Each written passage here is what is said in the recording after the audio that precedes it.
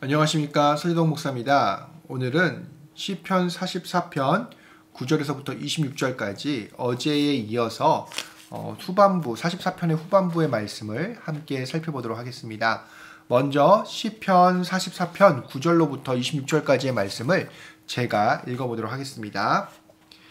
그러나 이제는 주께서 우리를 버려 욕을 당하게 하시고 우리 군대와 함께 나아가지 아니하시나이다. 주께서 우리를 대적들에게서 돌아서게 하시니 우리를 미워하는 자가 자기를 위하여 탈취하였나이다. 주께서 우리를 잡아먹힐 양처럼 그들에게 넘겨주시고 여러 민족 중에 우리를 흩으셨나이다. 주께서 주의 백성을 헐값으로 파심이여 그들을 판값으로 이익을 얻지 못하셨나이다. 주께서 우리로 하여금 이웃에게 욕을 당하게 하시니 그들이 우리를 둘러싸고 조소하고 조롱하나이다. 주께서 우리를 뭇백성 중에 이야깃거리가 되게 하시며 민족 중에 머리를 흔들물 당하게 하셨나이다. 나의 능력이 종일 내 앞에 있으며 수치가 내 얼굴을 덮었으니 나를 비방하고 욕하는 소리 때문이요 나의 원수와 나의 보복자 때문이니이다. 이 모든 일이 우리에게 임하였으나 우리가 주를 잊지 아니하며 주의 언약을 어기지 아니하였나이다. 우리의 마음은 위축되지 아니하고 우리 걸음도 주의 길을 떠나지 아니하였으나 주께서 우리를 승냥이의 초소에 밀어넣으시고 우리를 사망의 그늘로 덮으셨나이다. 우리 하나님의 이름을 잊어버렸거나 우리 손을 이방신에게 향하여 폈다면 하나님이 이를 알아내지 아니하셨으리이까. 무릇 주는 마음의 비밀을 아시나이다. 우리가 종일 주를 위하여 죽음을 당하게 되며 도살할 양같이 여김을 받았나이다. 주여 께소서 어찌하여 주무시나이까. 일어나시고 우리를 영원히 버리지 마소서. 어찌하여 주의 얼굴을 가리시고 우리의 고난과 압제를 잊으시나이까. 우리 영혼은 진토 속에 파묻히고 우리 몸은 땅에 붙었나이다. 일어나 우리를 도우소서. 주의 인자하심으로 말미암아 우리를 구원하소서. 아멘. 오늘 이 시편 44편의 후반부인 9절부터 26절까지는 우리가 어제 살펴보았던 1절부터 8절까지 비교해 봤을 때 그 어조가 급격하게 변화됨을 우리는 알 수가 있습니다. 일반적인 탄원시의 형식은 마지막에 신뢰의 고백이 나타나는데요. 이 시편은 급격한 탄식으로의 전환과 더불어서 구원에 대한 요청으로 마무리되고 있습니다. 이런 엄청난 변화, 어조의 변화에 있어서 학자들은 아마도 전반부는 포로기 이전, 그러니까 이제 성전이 무너지기 이전 시대부터 있었던 찬양의 형식으로 이해하면서 하나님께 대한 감사를 표현하는 것이지만 이 후반부는 아마도 그 감사에 대한 그 주제들을 기억하면서 민족이 그런 전체적인 위기에 처해 있을 때에 이 찬양을 앞에 감사에 대한 기억을 떠올리면서 그 감사에 기초하여 하나님 제발 살려달라라고 표현하는 그런 후반부의 내용이 덧붙여진 것이 아닌가, 예배 가운데 그렇게 해서 사용된 것이 아닌가 이렇게 추정하기도 합니다. 그런데 내용적으로 살펴봤을 때에는 그런 통일성들을 우리가 또한 확인해 볼 수가 있는데요. 양 끝단에 보시면 하나님께 대한 신뢰와 하나님께 대한 호소가 자리하고 있습니다. 이는 고난이라는 상황 속에서도 여전히 하나님이 공동체를 감싸고 보호하고 계신다는 공동체의 고백이 되는 것이죠. 현재는 비록 하나님께서 함께 하시는 것 같지 않은 상황이지만 그런 상황 속에서도 그럼에도 보이지 않는 하나님께서 우리와 여전히 함께 계신다는 것을 공동체는 고백하고 있다는 것으로 이해할 수가 있습니다. 이러한 내용상의 특징을 통해서 후반부는 또한 3개 정도의 단락으로 또 구분을 해볼 수가 있는데요. 첫 번째는 9절부터 16절까지로 원수들에게 패배한 현실에 대한 탄식이고요. 17절에서 22절까지는 무지함에 대한 민족적인 호소, 그리고 마지막으로 23절에서부터 26절까지는 구원에 대한 요청이 담겨 있다라고 할 수가 있습니다. 먼저 9절부터 16절까지 보시면 민족에 대한 그런 하나님께 대한 패배한 현실에 대한 이런 선언들이 있는데요. 9절에서 이렇게 시작하고 있습니다. 그러나 이제는, 그러니까 이 표현을 통해서 이전에 있었던 신뢰의 감사의 시가, 감사의 어조가 탄식으로 완전하게 전환되고 있음을 보여주고 있습니다. 백성에 대한 하나님의 이 거부는 특별히 3가지 단어로서 표현이 되고 있습니다. 첫 번째는 버리다, 두 번째는 욕을 당하다, 세 번째는 함께 나아가지 않는다, 이것입니다.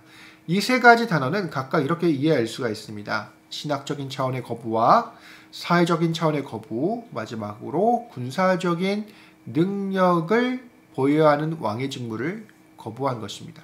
그러니까 이 세 가지를 통해서 하나님께서는 백성에 대한 완전한 거부를 보여주고 있습니다.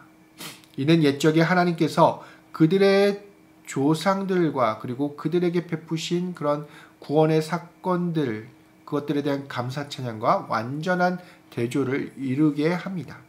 결국 백성들은 하나님이 없는 것 같은 상황 속에서 전쟁을 치러야 하고요. 그 결과는 본문에서는 점증법을 통해 설명하고 있습니다. 10절 상반절을 보시면 민족의 패배를 표현하고 있고요. 10절 후반절과 11절 상반절은 그 결과로 일어나는 민족에 대한 약탈, 그리고 11절 후반절에서 12절은 그런 민족의 흩어짐에 대해서 서술을 하고 있습니다. 공동체가 처한 상황을 잡아먹힐 양으로 또한 헐값으로 파셨다라는 표현은 그들의 목자이자 왕이신 하나님께서, 여호와께서 자기의 소유였던 백성을 버리시는 것을 넘어서서 그들의 원수에게 넘기셨다는 것을 의미하고 있습니다. 그러니까 백성들이 현재 당하고 있는 고난의 원인이 무엇으로 이해를 하고 있었냐면 원인이 바로 적극적인 하나님의 개입에 있었다는 것입니다. 아마도 여기까지 우리가 묵상하다 보면 이해하지 못할 내용들이에요. 어떻게 하나님께서 그들의 백성을 버리실 수 있을까? 근데 이런 백성들의 고백 가운데 한 가지 중요한 사실이 숨겨져 있습니다. 그것은 현재 자기들이 고난을 당하는 것이 하나님이 원인이지만 그 원인을 하나님으로 고백했기 때문에 그것을 해결하실 수 있는 분도 오직 하나님 한 분뿐이라는 고백입니다. 그것이 이 표현의 가장 핵심적인 부분이라고 할 수가 있습니다. 13절로부터 16절까지는 다시금 백성들이 당하는 수모를 이스라엘 주위를 둘러싼 나라들의 반응으로 표현을 하고 있습니다. 그런데 이들의 반응은 부정적이고 이웃의 어떤 나라도 고난을 당하는 하나님의 백성에게 호의적이지 않다는 것을 보여주고 있습니다. 이는 그들의 조상들에게 경고하셨던 하나님의 말씀이 그대로 나타남을 보여주고 있습니다. 신명기 28장 37절 그런 말씀들이죠. 공동체의 고난의 상황은 15절에서 다시 1인칭으로 돌아와서 표현이 됩니다. 이런 주어의 변화, 그러니까 복수에서 단수로 변한 거죠. 이런 주어의 변화는 제의적인 상황을 반영한다라고 학자들은 이해하기도 합니다. 하지만 개인에게도 현재의 고난이 미치고 있다는 것을 보여주고 있는 것이죠. 그러니까 공동체가 고난을 받았을 때 어느 한 사람도 그 고난과 상관이 없는 것이 아니라 결국 공동체에 있는 한 명에게까지도 그런 고난의 상황들이 지금 미치고 있다는 것들을, 영향이 미치고 있다는 것들을 보여주고 있다라고 이해할 수가 있습니다. 또한 이 본문에서 종일이라는 표현이 이렇게 나타나는데요. 이 종일이라는 표현, 15절에 있는 종일이라는 표현은 8절에서 종일 계속되었던 하나님의 은혜의 때와 현재의 그런 고난의 상황을 더 대조하게 함으로써 공동체가 그리고 개인이 당하는 고난의 상황들을 그 아픔을 강조하고 있는 것으로 이해할 수가 있습니다. 그리고 16절은 시인이 겪는 능욕과 수치가 구체적으로 무엇인지를 분명하게 보여주고 있습니다. 그것은 시인의 원수와 복수자들, 그들이 내뱉는 비방과 욕하는 소리입니다. 그런데 특별히 원문을 살펴보면은 이런 비방자들, 복수자들이 내는 소리, 비방과 욕을 그 행동을 문법적으로 살펴봤을 때 능동분사를 통해서 표현을 하고 있는데요. 이 표현은 시인이 겪는 아픔이 그냥 과거의 것이 아니고 현재 진행되고 있는 것이라는 것을 분명하게 보여주고 있습니다. 그러니까 지금 이 기도를 하고 있는 상황에서도 이 아픔이 지속되고 있음을 보여주고 있다라고 이해할 수가 있습니다. 다음 단락인 17절과 22절에서는 백성들이 자기들의 무죄함을 하나님께 항변하는 내용들이 이렇게 이어지고 있습니다. 이 모든 일이라는 표현이 이제 17절 시작에서 나타나는데요. 두 가지 양상이 나타납니다. 두 가지 뜻이 있습니다. 첫 번째는 앞면에서 표현한 모든 종류의 고난을, 그리고 둘째는 자기들의 무지함을 항변하는 백성들의 외침에 힘을 실는 것입니다. 17절에서 공동체는 하나님을 잊지 않았다, 언약을 어기지 않았다라고 고백하고 있습니다. 여기서 어기다 이런 표현은 말이 아닌 행동으로 기만하는 것을 의미합니다. 그러니까 말만 하는 것이 아니라 행동으로 기만했을 때 이 표현을 쓴다는 거죠. 그러니까 계약에 대한 위반과 하나님께 대한 신실하지 못한 행동을 암시합니다. 바로 이들이 처한 현실은 하나님께 대한 신실함을 지키기 어려운 상황이었지만 그럼에도 신실함을 자기들은 지켰다는 것을 강조하고 있습니다. 이는 하나님께서도 자신들에게 하셨던 그 언약을 지켜달라는 요청이기도 합니다. 마찬가지로 18절도 그들이 신앙을 지키기 위해 치열하게 그런 고난들을 견디어내는 모습들을 표현하고 있습니다. 인간의 의지, 감정, 생각을 관장하는 마음, 그리고 인간의 행동을 상징하는 걸음을 나란히 놓음으로써 그들은 내적으로나 외적으로나 하나님에 대한 믿음을 지키는데 소극적이거나 떠난 적이 없다라고 하나님 앞에 호소하는 것입니다. 특별히 이 마음이라는 표현은 히브리어로 심장을 뜻하는 랩을 쓰고 있습니다. 그런데 이 심장, 그러니까 이 심장이 왜 중요하냐면 히브리 사람들은 이 심장에서, 이 마음에서 모든 의지, 의사 이런 것들을 결정하기 때문이다라고 생각을 했기 때문입니다. 그러니까 우리는 보통 머리에서 생각을 한다라고 얘기하는데 히브리 사람들은 이 심장에서 생각을, 느낌을, 모든 것들을 관장한다라고 얘기했습니다. 그래서 구약에서는 이 마음을 하나님의 보좌로서 이제 표현하기도 했습니다. 그만큼 지금 공동체와 신인들은 자기네들의 행동이 하나님의 말씀에서 벗어난 적이 없었음을 이제 항변하고 있는 것을 강조하고 있다는 것이죠. 그렇지만 기도하고 있는 이 공동체는 자기가 있는 지금 현재의 상황을 이렇게 이야기하고 있습니다. 광야 또는 폐허를 상징하는 승냥이의 거처에 있다라고 표현하고 있습니다. 그런데 그곳은 원래 하나님의 심판의 장소이기도 했습니다. 또한 사망의 그림자라고 본문은 또 표현을 하고 있습니다. 이 장소 모두 하나님께로부터 멀리 떨어져 있음을 의미합니다. 그것도 하나님께서 직접 그들을 가두셨다라고 공동체는 이야기하고 있습니다. 이어지는 20절과 21절에서도 자기들의 무죄함을 두 가지 행동을 통해서 표현합니다. 하나는 하나님의 이름을 잊지 않았다. 다른 하나는 다른 신들에게 손을 편 적이 없다. 공동체는 즉 하나님께 대한 신실함을 지켰다라는 것이죠. 21절은 하나님이 어떤 분이신지 분명하게 표현하고 있습니다. 하나님 앞에 숨길 수 있는 것이 없다라는 것입니다. 알아내다라는 말은 더듬어서 찾아내다라는 의미를 담고 있습니다. 숨기더라도 결국에는 진실이 드러날 수밖에 없다라는 의미입니다. 이어지는 주는 마음의 비밀을 아시나이다라는 고백은 이러한 하나님의 모습을 한 번 더 강조하고 있습니다. 이 고백은 현재 상황, 자기들이 고난을 당한 이 현재 상황을 다시 한번 살펴봐달라는 말이고 동시에 자기들에게는 잘못이 없다라는 표현이기도 합니다.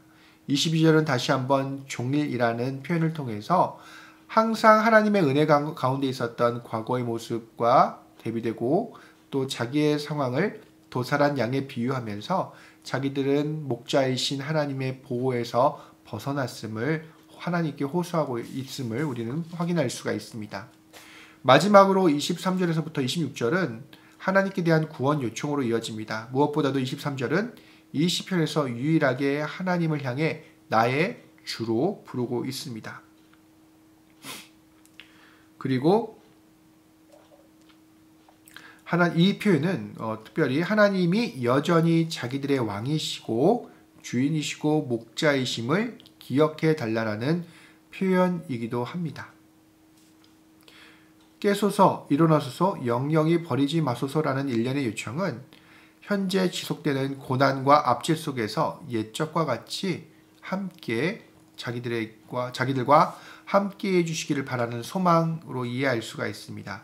25절은 하나님께 요청하는 이유를 설명하며 현재는 진토와 땅, 바로 죽음의 자리에 있기 때문이다라고 말합니다.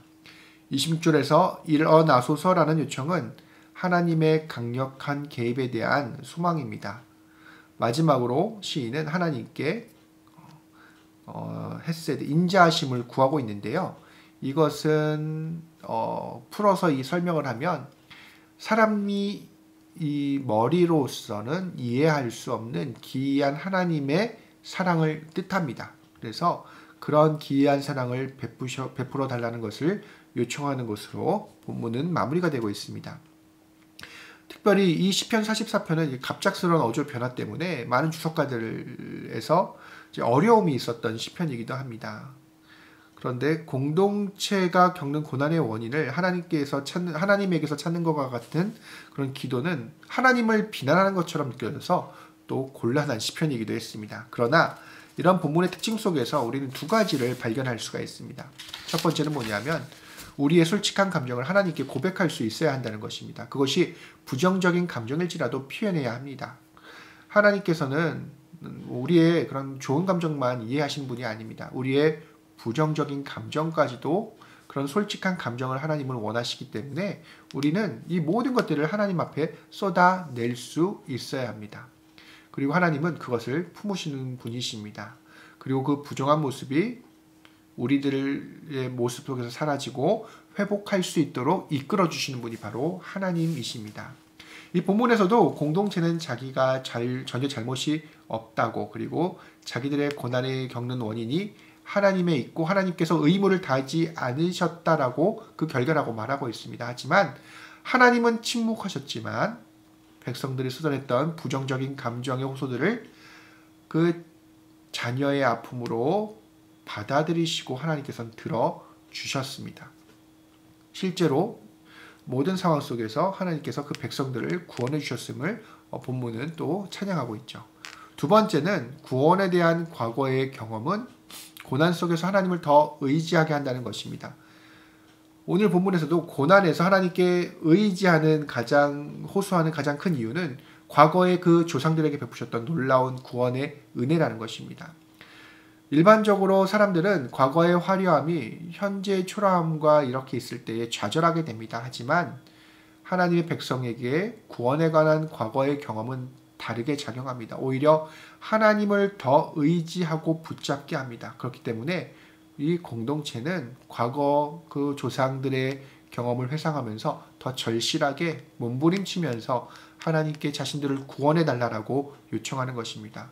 마찬가지로 우리에게도 과거에 하나님께서 베푸셨던 구원에 관한 기억들, 그 경험들은 고난 속에서 하나님을 더 붙잡아야 하는 원동력과 이유가 됩니다. 오늘 이 시편 44편 이 말씀을 통해서 9절에서 26절까지 이 말씀들을 통해서 그 가운데 있는 그 하나님의 그 사랑들을 발견하시고 오늘 하루도 승리하는 삶을 사시기를 우리 주님의 이름으로 축원합니다. 그러면 다음 시간에 뵙도록 하겠습니다. 감사합니다.